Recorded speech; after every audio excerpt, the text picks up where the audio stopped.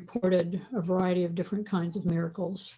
That in fact, miracles were often the thing that drew new people to the church. You know, they would come and be prayed for and healed, and then they would decide to follow Jesus, since this guy obviously had more power than the local demons. So I guess I would frame the question a little differently than how you framed it. Sure. Perhaps those of us who are more westernized, more inclined to think in concrete, materialistic terms, maybe we are not perceiving the miracles that happen, or maybe we are maybe because we don't ask for miracles, we don't get them. I don't know. Yeah. That one's a real deep well for me, because I certainly know people, you know, we prayed our hearts out for Denny and for Mark, and we didn't get miracles. So I don't like to go into that thing of maybe we don't ask hard enough, because I think we asked about as hard as we could. But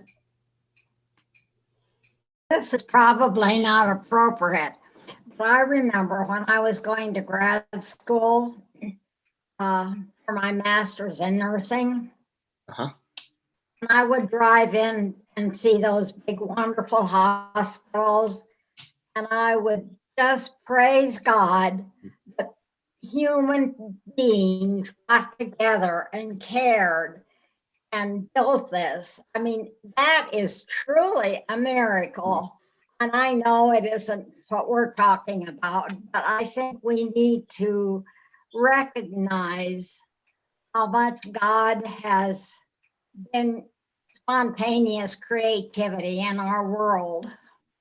Yeah, well, it's not necessarily irrelevant.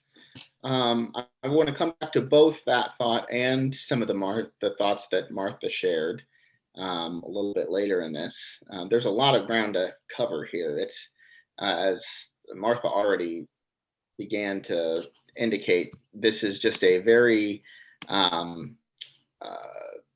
loaded topic. Like even the language that you use is problematic to describe. So miracles is I put it in quotes when I first said it, because miracles as we think about them today are in some ways a new category than what the Bible talks about, even though in other ways it's familiar. Anyway, we'll get there, and we'll get there.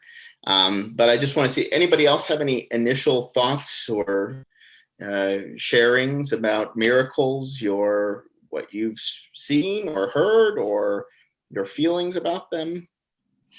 You know, I was thinking, again, not growing up in a strong church background, Oral Roberts was on TV in my era. I don't know if you guys, any of you saw him, and it was always a physical miracle or healing.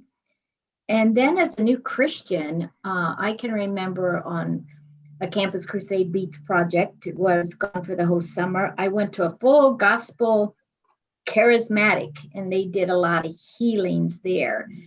You know, I think it depends on what denominations, because some of those charismatics, you know, would be inclined to disagree with you pretty strongly.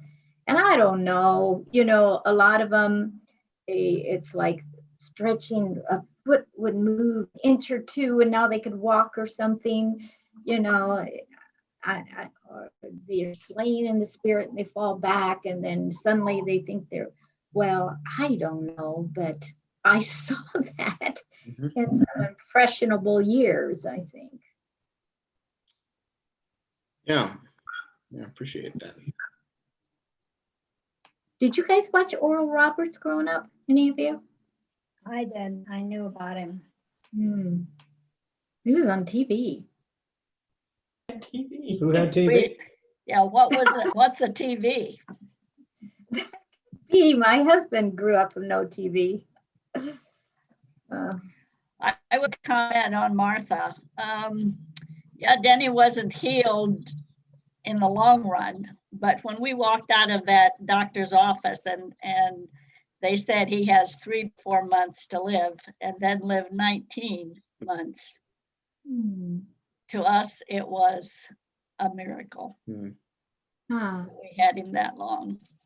Yeah. Well, I wish you could tell me how to pray, because I have a grandson who's mentally ill, and we're praying for a miracle. We're praying for wisdom, and we would, so Yeah. I may have to leave pretty soon. But anyway, I think it's wonderful you're having this discussion. Yeah. Well, I will say prayer is a whole nother layer to it. And I can't remember if we've covered that ground or not, but what the question of what does it mean to try to appeal to God to change a course of action through petitionary prayer. If God always has our best in mind, then why do we pray? Why do we need to pray in the first place? And why do some prayers seem to get answered and others don't? I mean, that's a big, heavy one. But today I just want to be thinking kind of primarily about miracles, and I want to split it into 2 parts. There's the miracles of the New Testament era, and what we think of those or make of those, and then the miracles or the status of miracles in our own time and world. So I want to start by saying, we've had this conversation about historicity a few times in these discussions. To what extent do we trust that the events that are described actually happened? And as I noted, your theological view of the Bible makes a big impact on this. If you think that God is dictating the words or is like supernaturally protecting people from error, then it frankly doesn't matter. It's all, you consider all of it to be completely accurate. But if you believe that there's that God is inspiring ideas, and then humans are trying to frame those ideas in their own concepts and words, then it would make sense that maybe if a human believed the world was flat, that you'd get a reference to 4 corners of the earth, and that's or if it's harder to know exactly how things went. So one of the points I wanted to make is that the further back you go in history, if you're taking more of the second view, the harder it is to get it accurate, right? So when the books of Ezra and Nehemiah were written, those were written probably within a couple of 100 years of the events they described, at least. And so I tend to think that that's pretty good window. I mean, that seems like a long time to us, but in the ancient world, something that's written a couple of 100 years later is pretty good. That's a pretty good source. By contrast, if you're talking about in something that happened to Noah, even if you think Moses wrote Genesis, that's a long time, a long time ago to try to be reconstructing. And so as we get further in the Bible, we get on stronger historical footing. And when we get to the Gospels, really, we're in much different territory in that we're talking either to people who have been direct eyewitnesses or people who are contemporaries with direct eyewitnesses. And so this is a different kind of this is just a different kind of historical material. Now, that doesn't mean that a secular historian would take everything that the Gospels say for fact, but it does mean that a secular historian would be much more inclined to be able to make specific claims about things that happened in Jesus's life than they would about someone like Jonah, for example. And so there's different ways to do this. There's you can look at the different sources. I think we talked about this. You have an event that's described in multiple different layers of the tradition, like Jesus's baptism by John.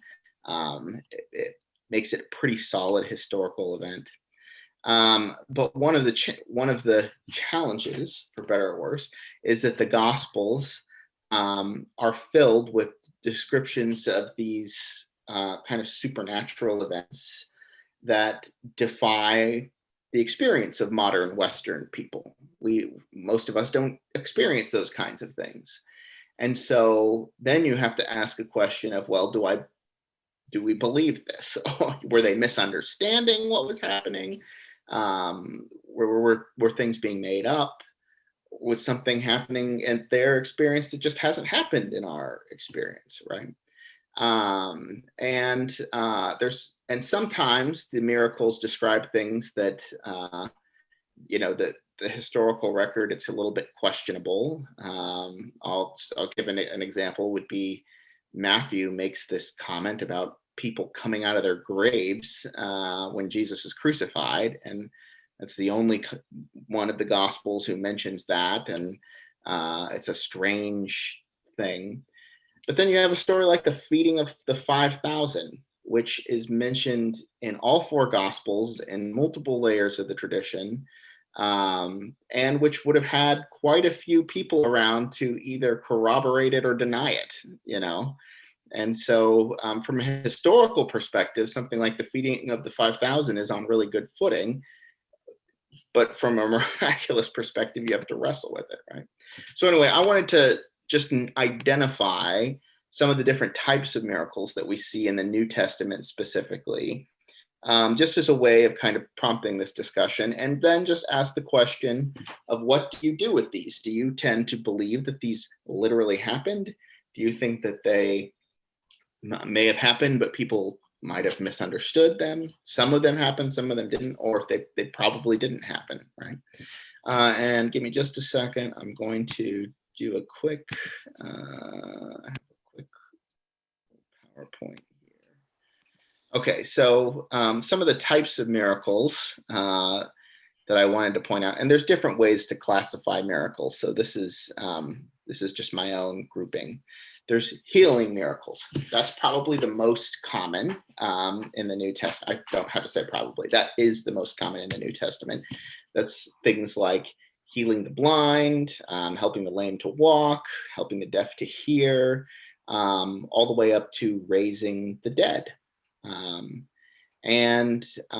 These are things that defy our understanding of how, medical processes typically work. You don't usually touch someone's eyes who's blind and they're healed. For some of us, it might be easier to accept that Jesus, being God incarnate, could do these things. But it's worth noting that not only Jesus, but also Peter and Paul were recorded as having raised people from the dead too. So you have those. I'd note that there's kind of a subcategory in there of casting out demons. Maybe it deserves its own special category, because for some of us, it's not just that the casting out of demons is outside of our experience, but being around people who we believe to be demon possessed might be outside of our experience too, right? And so what does this mean? And this was a huge part. Casting out demons was a very, very big, important part of the healing ministry of Jesus. And so what does that, is that psychological disorders? Is it actually some kind of a spiritual indwelling? Does it still happen today? Supernatural knowledge, I'd say, is another kind of just type of miraculous thing that happens. You see this especially with Jesus, when Jesus, for example, knows what people are thinking and can respond to it, or when Jesus can predict exactly how Peter's betrayals are going to work, the timing of it with the rooster crowing before it happens. You might also include something like speaking in tongues, when speaking in tongues is the ability to speak in another language that you haven't learned yet, under this kind of category. Then I'm saying human power over nature. I don't mean that it comes from humans. Miracles all come from God, but it goes through a human being. So when Jesus turns water into wine, or when he walks on water, or feeds the 5,000. These are all different kinds of examples of power over nature. And then I'd say finally, another thing that's in the Gospels that we just need to mention is that there are some miracles that don't go through a human agent at all. Well, I mean, I shouldn't say that with the virgin birth, but I mean, it's not like Jesus, somebody pointed to Mary and said, you're going to, I make you conceive. You know, God did that directly to Mary. The temple gets torn from top to bottom. It's not like a prophet said something about that. It just happens. Ananias and Sapphira get struck down. Herod gets struck down in the book of Acts, right? So anyway, those are some of the different types of miracles that are described. I'll just leave this up here for a second and say, what do you think? And you don't have to use this if it's not helpful, but do you think these kinds of things happened, can still happen? It's a matter of interpretation or what? I would just add that my friend who was in Indonesia also had awareness of some missionaries, some people who were going to a different cultural group, finding themselves able to speak the language without having learned it. That's one that I'm familiar with too, actually. There was a woman from our church, you probably know this mom, Hazel Compton, who I remember that was a miracle that she had reported experiencing, that when she was a missionary in India, that she just suddenly learned how to communicate with people in a different language, even though she'd never learned the language. So yeah, it's very strange though that these things seem to happen in other countries and places, but not here, right? That's maybe that's worth thinking about too. What do you all think? Nobody wants to take a shot at saying, you know, whether you really think these things happened or not, or some of them, or. You know, it's once we've said that we believe that Jesus was resurrected from the dead, it would be pretty lame to say, oh no, he couldn't have healed a lame person. Right. Yeah. You know, if so. Fair. Yeah, I've already said I think that that healing miracles can happen. And the language thing. Yeah, the power over nature one seems to be more. I was thinking most of the examples that I could think of this happening were done by Jesus and not the disciples. You know, calming the walk storm. down the water for a little bit. Yeah, calming the storm. But he did say to his disciples, if you have enough faith, you can tell this mountain to move and it will, you know, and it will. And that's the same kind of concept.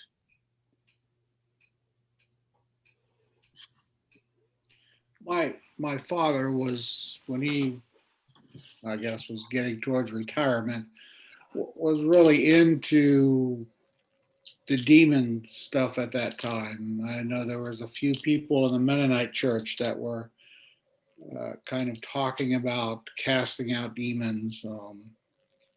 And my father got into it too.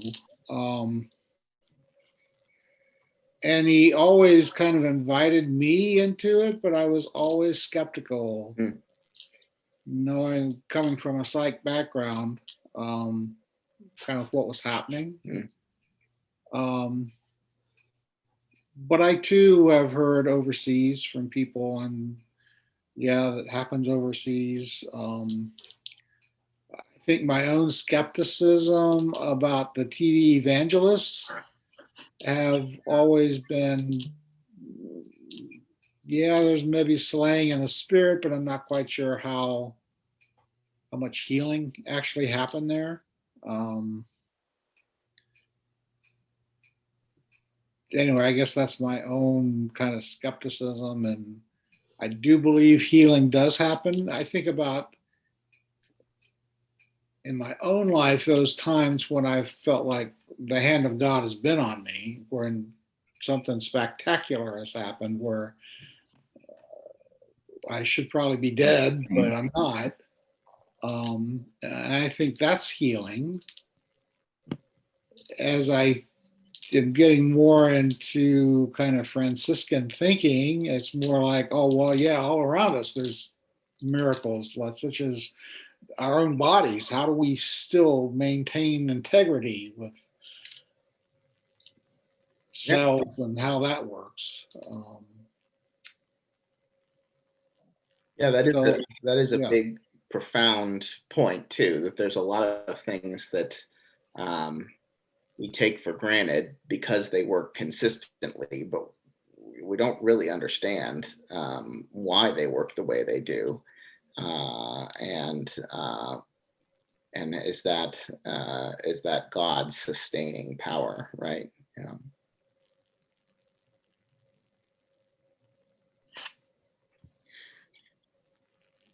I think like All right. Go ahead. Yeah. I was thinking like Herb, I've always been fascinated with the casting out demons piece. And one of the most helpful things I read was Scott Peck's book, People of the Lie. Have you read that one? Mm-mm. And it gave me, I saw Martha nod, the concept, according to Scott Peck, when he wrote his first book, The Road Less Traveled, he moved further and further into Christianity. He didn't say he was a strong Christian when he wrote that book, although it was a very influential book when I read that one.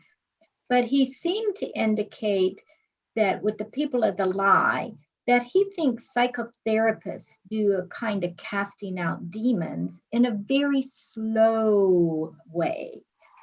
And because you're going against, and I always tell people the battle of the mind, you know, when it says your faith makes you well, your faith, what you believe affects how you feel and everything else.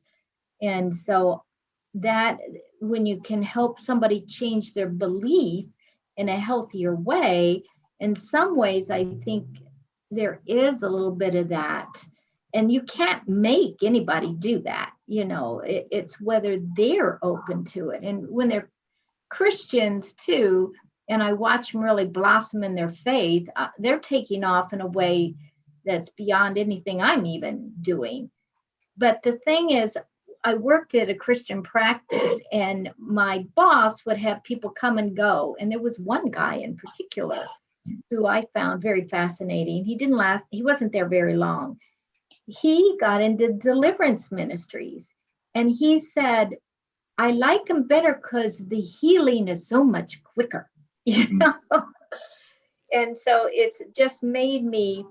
And then I can remember working at this Christian college, and there was a missionary kid there from Africa talking about all of the casting out demons things her family's been involved in.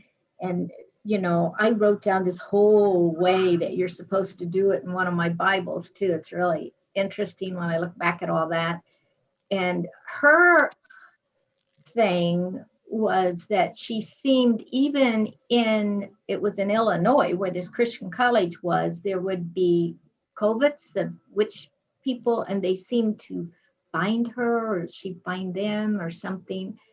It's a strange thing. And there was that Annalise was on, I think, Netflix, which is a filming of casting out demons. And it fascinates me, but you know, even healing the blind, I think if we think about cataract surgery, and I hear people say, now I can see bright like I never did, and taking away the scales, that can be in some ways a miracle in that regard. And, you know, people really come out of some very serious mental health issues, that can be a miracle.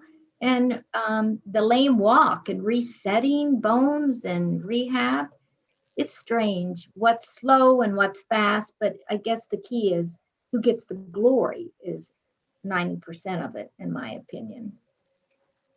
Yeah. So, Yeah. Go ahead, Martha.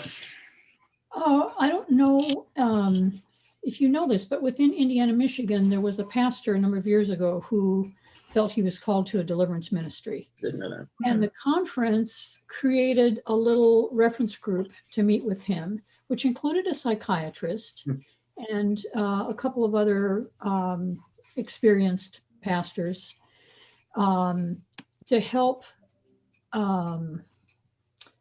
be sure that he wasn't, trying to consider a mental illness a demon. So they would say, no, this person needs to see a psychiatrist, and this person, go ahead.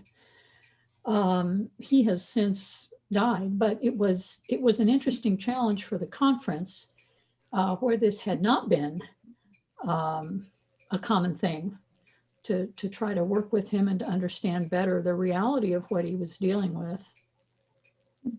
It's interesting. I didn't know that. Yeah.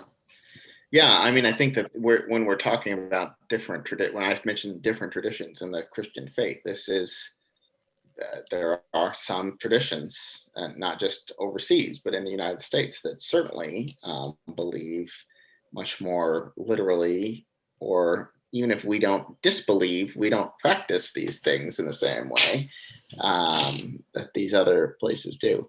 And I'd say, I do appreciate to some extent this way of kind of seeing overlap between kind of psychology and casting out demons, or medicine and physical miracles.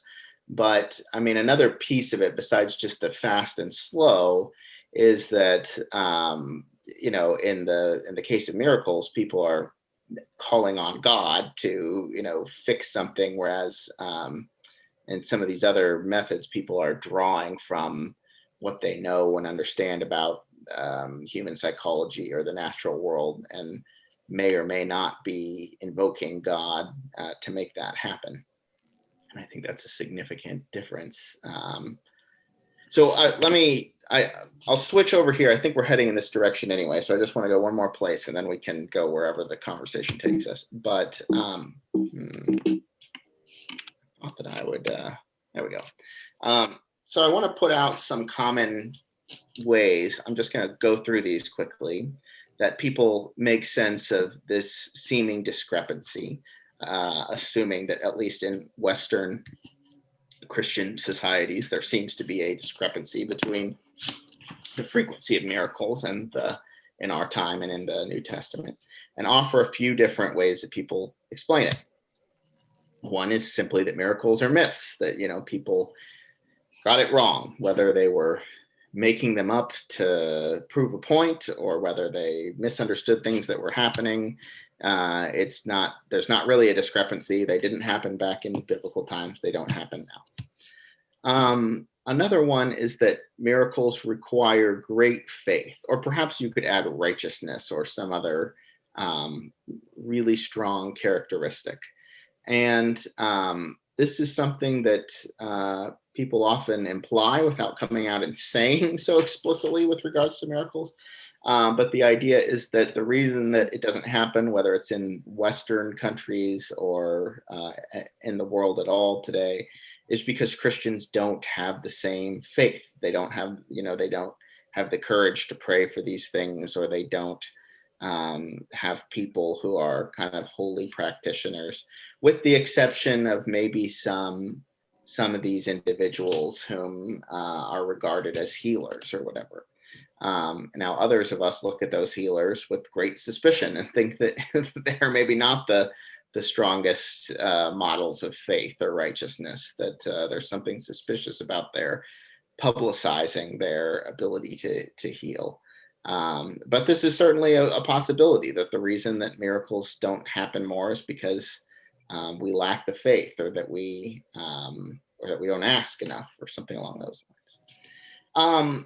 There's another line of interpretation that says that miracles accompany these great and oftentimes transforming moments in the Bible. What I would kind of describe in my Story of the Bible series as the beginning of a new act. It's a way of God making it known that something new or important has happened. So you might say that the miracles that helped the Hebrews escape from Egypt, were one example of kind of was a time when there were just a lot of miracles, and they were there to commemorate that God was forming this new people, and this was really important. And then maybe there would be periods of time, you think of the Persian period, where you don't see miracles on that scale as much. And then in the New Testament, when Jesus is born and the Holy Spirit comes, those are big, big moments too. And so the miracles aren't just about helping the individuals they help, but they are also about being a sign for the world of something that's happening. Now, an extreme, there are different, you can hold this to different degrees. You could say that that happens more frequently, that they still happen in our time, but they happen more frequently in these kind of great moments. But there's an extreme version of this that's sometimes called cessationism, which means that God gave the apostles the ability to perform miracles, and sometimes speaking in tongues is also thrown in there. But that was really just for a limited period of time. And that's not something that's available for people now. That's a common idea out there. I think John Calvin might have been one of the first to promote this concept that explains the discrepancy. And then I'd say, and these aren't all mutually exclusive, by the way, but that there's also this view that kind of points out that miracles are always a matter of interpretation, back then and now, and that maybe we aren't quite understanding it right. So when I was talking about the language of miracles being problematic earlier, what I meant to say is that we think of miracles, the way that we think about miracles is related to how we think about the natural world. And most of us in the West believe that the natural world operates according to a number of laws that are observable and predictable, and you can know when things happen. And so a miracle would be something that happens that somehow breaks or supersedes a law of nature, right? If usually gravity requires that this pin drops, but if I let go of the pin and it just kind of floated here, well, you'd probably think that I was using some fancy technology on my computer to make it look like that was happening, even though it wasn't. But that would theoretically be a miracle, right? It's defying gravity. It's floating. But that concept of law wasn't necessarily the same in the ancient world. They certainly recognize that there are patterns, that ways that things normally happen, but it doesn't necessarily have to be a breaking of the rules. And so, for example, in the Gospel of John, which is the gospel that puts probably the most emphasis on miracles as proof in Jesus, really the word that it uses for miracles is signs. Like this is a sign of God. It's something that's rare. It's something that you don't see every day. But that doesn't necessarily mean it's breaking the laws of nature, if that makes sense. And perhaps in order to see a sign, even if it really happens, you also have to have eyes of faith. And perhaps the same can be said today, that it's that God gives signs, but you have to have the eyes of faith to see them. So anyway, these are just some different, maybe there are more, but these are the most common ways that I'm familiar with that people deal with the discrepancy between miracles in the Bible and today. Do any of these, what do you think? Are you drawn to any of these? You want to change the list? I'm done presenting information. So how do you make sense of the discrepancy or seeming discrepancy in light of all this?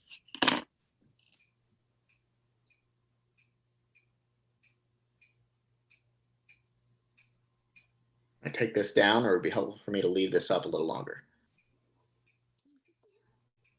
Leave it? Okay.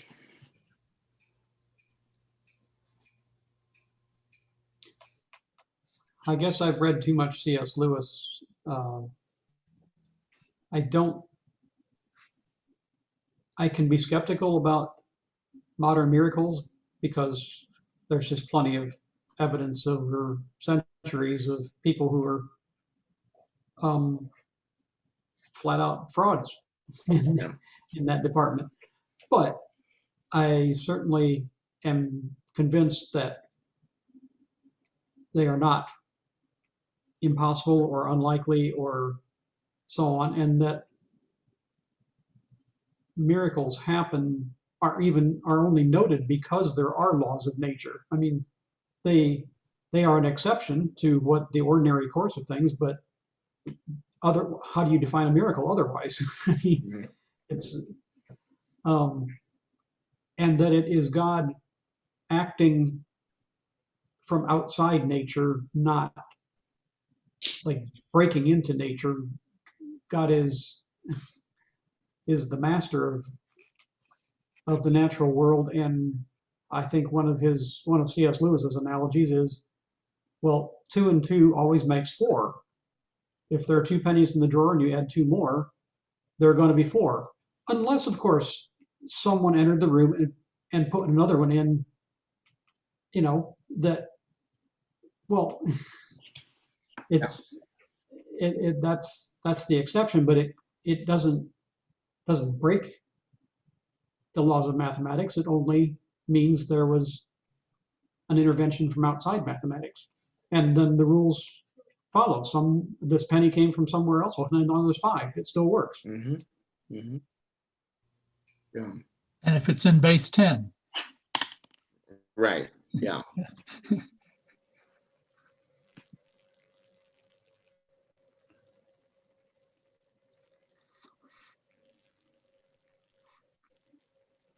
Yeah. I mean, that's a legitimate view. Yeah. C.S. Lewis did write a whole book on miracles, and I remember that being significant for me at one point too. But I'm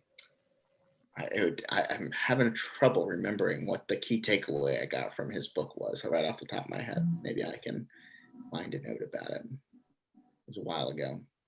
Well, I recall one thing is he characterized miracles in the Bible as particularly those that did kind of quickly what happens by natural means much more slowly, such as turning water into wine. Well, nature does that, just not in a minute or two, but over months. However, in prison, it can happen in 10 days if you're willing to drink the fermented wine. I think the cessationism thing has been an excuse every time that there's a more kind of charismatic movement that happens.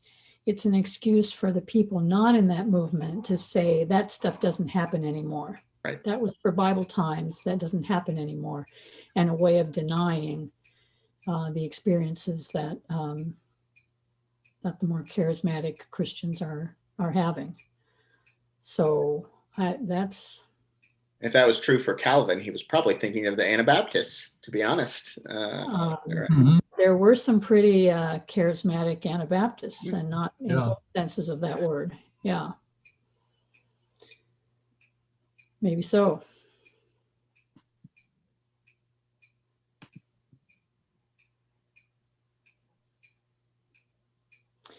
My great uncle, who was also a physician, had a scheme for how to talk about healing. He said there's basically 4 kinds of healing. One is the kind that is built into the nature of our bodies. You cut yourself and you can heal it. The second is the category that you talked about, Arlene, with what people have been able to discover of science and medicine and surgery and things like that to enhance healing. The third category is, I guess, what we would call miracles that we don't have another explanation for. And the fourth category is ultimate healing. So yeah, I think it is good to think about healing miracles in sort of that broader spectrum of God is healing all the time in one way or another.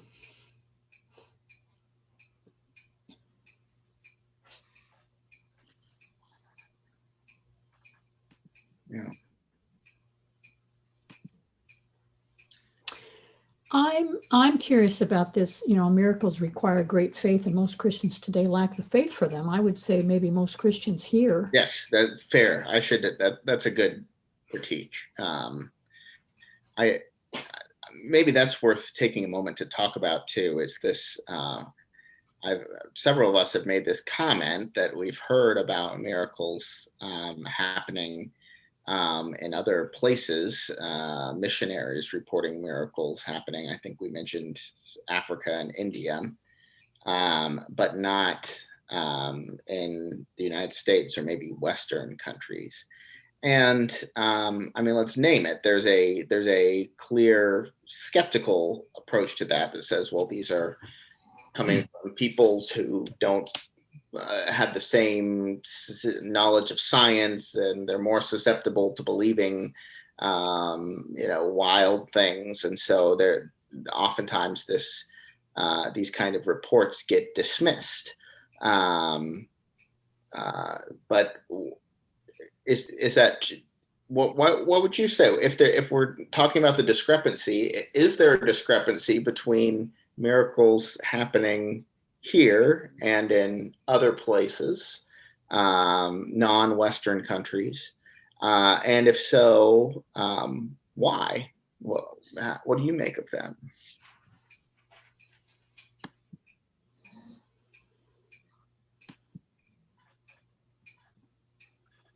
Well, I won't buy, oh, those are just ignorant people and they don't know any better, and they're looking for magical explanations. I think it's very easy for us to think about people with less education, or people in other countries, or people historically a long time ago, to think, oh, they weren't as smart as we are. Yeah. And that's the myth. Yeah. We're deluding ourselves. Yeah. People are smart all over the world, and there've always been smart people, and people have a pretty good idea what just happened to them if they suddenly are healed of something they've been suffering with for a long time. Yeah, we can't even see racism when it's all around us. So why should we trust that we can't see our experience that we can't see miracles? Huh? Mm.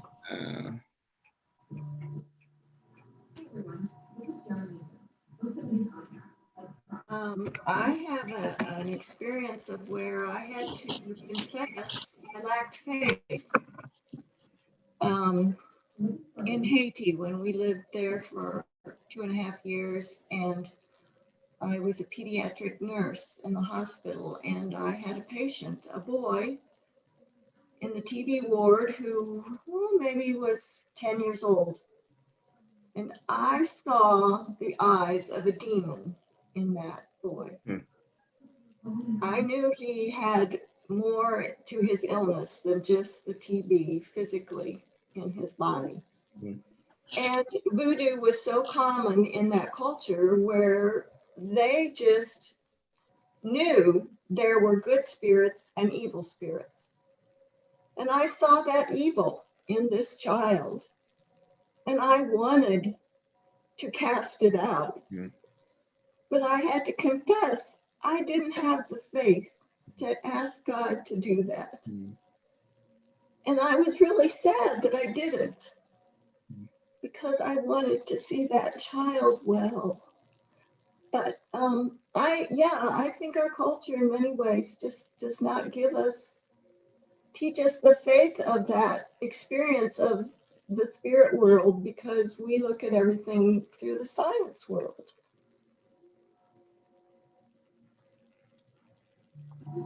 So what finally happened? Did you say you tried to cast it out? Or? I did not. I didn't.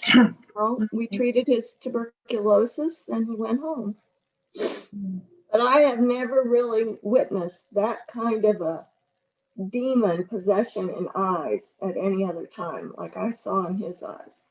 It was different. Yeah, I'll say when I was in seminary, I was committed to going to attending a different kind of church than I had been accustomed to. And so I looked at a lot of different churches, and I ended up attending a Pentecostal church that certainly had people speaking in tongues and believed in casting out demons. I was drawn to this particular Pentecostal church because the pastor was also a very educated seminary grad and could speak language that I was familiar with. And so it was a rare combination of charismatic belief and intellectualism that really appealed to me. And so after having been there for a while, I eventually sat down with the pastor and talked to him. And I was like, whoa, what's going on with this casting out demons? Like, how can you tell? Like, what do you think? And he acknowledged that, that there's the same kind of level of uncertainty. There's still this level of uncertainty for him, even, for people in this church, they really believe in it, but it's not like you can always know that you've seen it or that it's been cast out. You just kind of operate according to this faith and trust your instincts there. So anyway, I'm not getting the conversation quite right, but there was something to me that was reassuring about the fact that even this person who very much lived in a world that was still operating in these terms acknowledged that it wasn't a black and white thing for him where, yes, this is clearly a demon-possessed person. Yes, that was clearly a miracle. That you have to have eyes of faith to be able to see,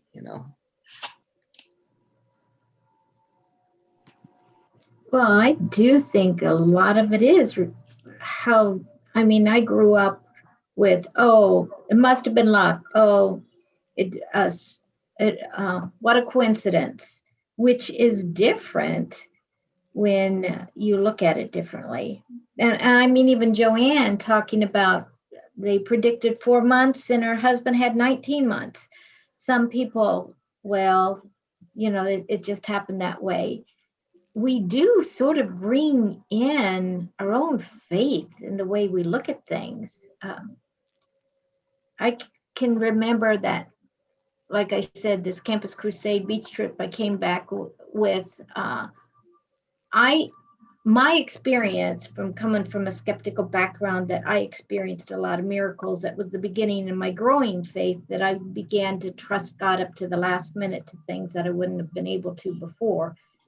And one was the day that I was supposed to leave, and I didn't have enough money to pay my hotel bill. I used it all up to get my tickets, and going to that church, and they taking I think I might have mentioned an offering, and then in this group, I had the biggest need, paid for it, and then all the members of the church loaded us with gifts of jewelry they had made and pineapples. And I came home, I saw that as a miracle, because I wanted to use that summer to grow my faith. And so I took chances that my self-sufficient, more skeptical life before wouldn't have. So I take more chances than I used to as I still grow in faith. I continue to take, and then when I see something turn, I'll see it as God's doing it. And that's different than coincidence, and that's different than I planned it out. It's a change in perspective for me.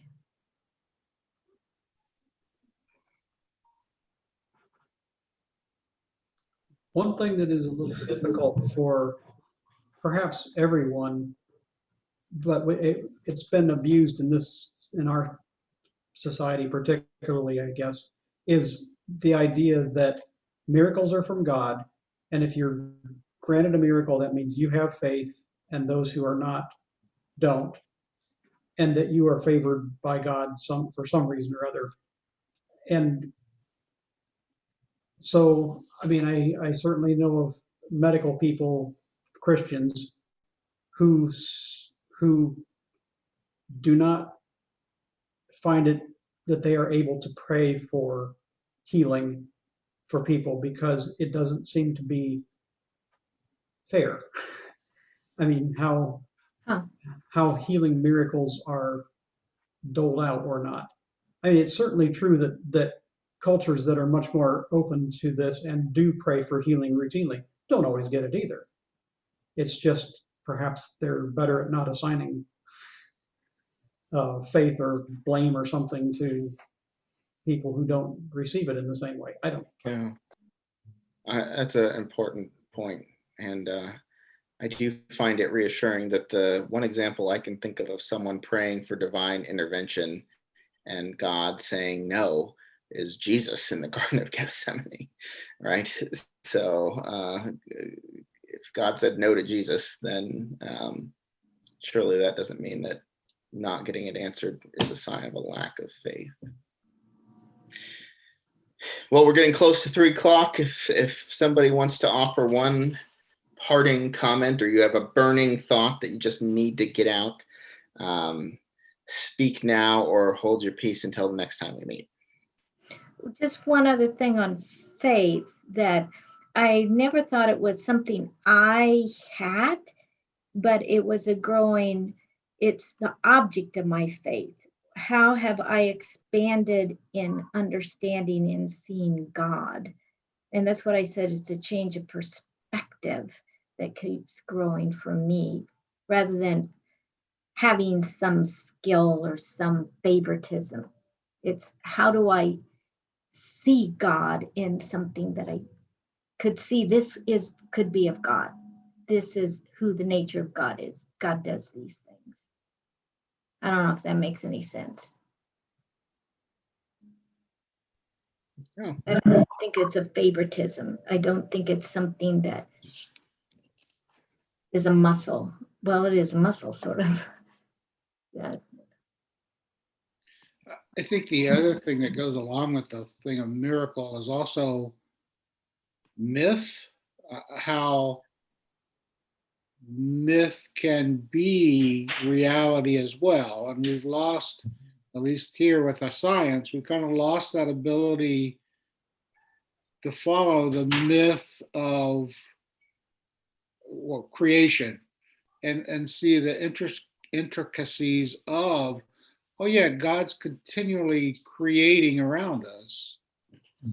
But it goes, it's kind of how we interpret scripture with science, and yet we're also saying, and I think some faiths look more, okay, yeah, there's science, but there's also a myth involved in terms of this is telling us something that is important.